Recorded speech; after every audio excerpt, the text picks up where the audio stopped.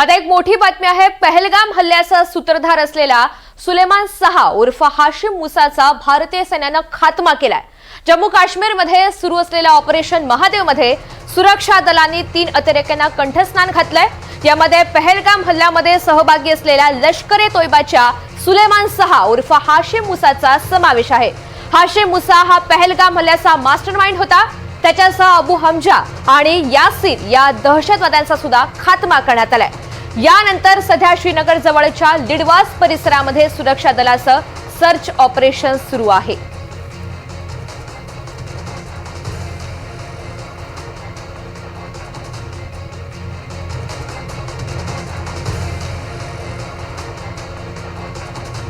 तर पहलगामचा हिशोब चुकता करण्यात आलेला आहे। 22 एप्रिलला हल्ला झालेला होता आणि त्यानंतर मास्टरमाइंड समोर आला।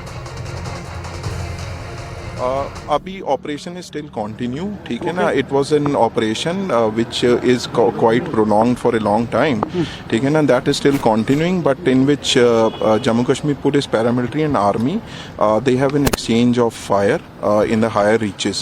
So as per the interior reports, 3 bodies are being observed and seems to be neutralized. So this is all, but still it is operation, so I would not like to divulge much at this moment. We will share details with you at an opportune time, ठीक है ना, because it takes some time to get more. Hashim Musa उर्फ सुलेमान कोण आहे? हाशिम मुसा हा पाकिस्तानी सैन्यातला निवृत्त commando आणि पहलगाम हल्ल्यातला मुख्य आरोपी। पाकिस्तानी लष्कराच्या स्पेशल सर्व्हिस ग्रुपचा पॅरा कमांडो म्हणून ट्रेनिंग घेतलं। निवृत्तीनंतर लष्कर ए तैयबा या अतिरेकी संघटनेसाठी दहशतवादी कारवायांमध्ये तो सक्रिय होता। सूत्रांच्या माहितीनुसार सुलेमाननं सप्टेंबर 2023 मध्ये भारतात प्रवेश केला। दक्षिण काश्मीर भागामध्ये दहशतवादी कारवायांना त्याने सुरुवात केली। 22 एप्रिल 2025 रोजी जम्मू काश्मीर मधल्या पहलगाम हल्ल्यातला तो मुख्य आरोपी होता। ऑक्टोबर 2024 मध्ये गांदरबल परिसरामध्ये 7 नागरिक आणि बारामुल्लामध्ये 4 सैनिकांच्या हत्येतही त्याचा हात होता।